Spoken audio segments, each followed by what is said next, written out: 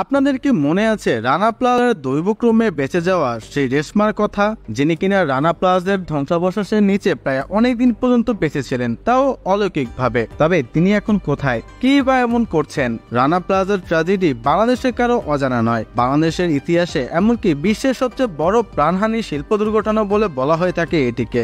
2013 সালের 24 এপ্রিল ঢাকা সাভারে সংঘটিত এই দুর্ঘটনা ও দুর্ঘটনাস্থলের হাহাকার চিত্র কাঁদিয়েছে সারা বিশ্বকে। আবার সবাইকে বিস্মিত করেছে দুর্ঘটনার 17 দিন পরে ধ্বংসস্তূপ থেকে এক তরুণী জীবিত উদ্ধারের ঘটনা। বিশ্বের সংবাদ মাধ্যমে শিরোনাম হওয়া সেই রেশমা বেগম এখন কোথায় আছেন, কেমনই বা আছেন, কি করছেন? চলুন তাহলে আজকের পর্বে জেনে নেওয়া যাক রানা প্লাজার ধ্বংসস্তূপের নিচে 17 দিন পর বেঁচে ফেরা রেশমা এখন কি করছেন।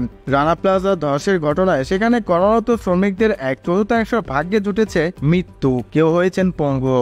সেদিন ভয়াল সেই স্মৃতি আর শারীরিক ক্ষত নিয়ে বেঁচে আছেন অনেক মানুষই। সেদিক থেকে ভাগ্যবতী অবশ্যই রেশমা। মৃত্যুকূপ থেকে বেঁচে ফেরার পর তার সুখময় স্বপ্নের মতো জীবন পাল্টে যায় দিনাজপুরের তরুণীর। কিভাবে পাল্টে যায় সে কথা আমরা অনেকেই জানি, নতুন প্রজন্ম হয়তো অনেকেই জানে না সেই ঘটনা। সেনাবাহিনী ও ফায়ার সার্ভিস উদ্ধার কর্মীদের আরো শত শত মানুষের আল্লাহু আকবার ধ্বনির মধ্য দিয়ে রেশমাকে উদ্ধারের ঘটনার চিত্র এখন চোখে ভাসবে সবারই। এরপর চিকিৎসার জন্য তাকে অ্যাম্বুলেন্সে করে নেওয়া হয় হাসপাতালে। কিছুদিন চিকিৎসা শেষে সেরে ওঠেন রেশমা। সারা দেশ এমনকি বিশ্বব্যাপী ইতিমধ্যে পরিচিত হয়ে ওঠেন রেশমা নামটি। তার দুয়ারে চাকরি নিয়ে হাজির হয় রাজধানীর 5 তারকা মানের হোটেল ওয়েস্টিনও। রেশমা এখন আছেন কি এই হোটেলে, তবে তার দেখা নাকি সেখানে পাওয়া যায়নি, এমনকি টেলিফোন করেও তাকে দেখা যায়নি। তবে রেশমা এখনো সেখানেই আছেন, এটা নিশ্চিত হওয়া গেছে।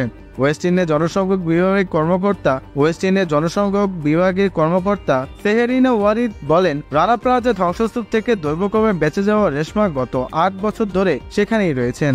এমনকি সেখানকার একজন দক্ষ কর্মীও বলা যায়। 2013 সালের 24 এপ্রিল সকাল 9:30টায় ধসে পড়া 9 তলা রানা প্লাজা, যার বৈধ অনুমোদন ছিল 5 তলা, একটি ছাদের উপর আরেকটি ছাদ ভেঙে পড়ে। এই ধরনের ধসকে বোঝাতে স্যান্ডউইচে উদাহরণ দেওয়া হয়। রানা প্লাজার এই ধ্বংসস্তূপে চাপা পড়ে মা যান 1138 জন শ্রমিক। অঙ্গহানি ঘটে প্রায় শতাধিক মানুষের। এছাড়া আরো প্রায় 3000 শ্রমিক আহত হন। 2 সপ্তাহের বেশি সময় ধরে চলায় উদ্ধার কাজের সময় প্রায় প্রতিদিন বিভিন্ন ধরনের লাশ মেলে, কিন্তু জীবিত উদ্ধার ছিল না বেশ কিছুদিন আগে থেকেও।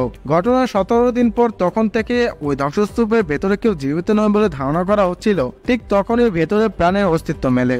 নিচতলার কিছু অংশ ছাদ আর ফ্লোরের মাঝে এক কোণার ফাঁকা জায়গায় এক তরুণীর কণ্ঠ। সেখান থেকে জীবিত উদ্ধার করা হয় রেশমাকে। আবেগ আপ্লুত হন উদ্ধারকর্মী, উপস্থিতি লোকজন, গণমাধ্যম কর্মী ও টিভিতে দেখা কোটি কোটি দর্শক।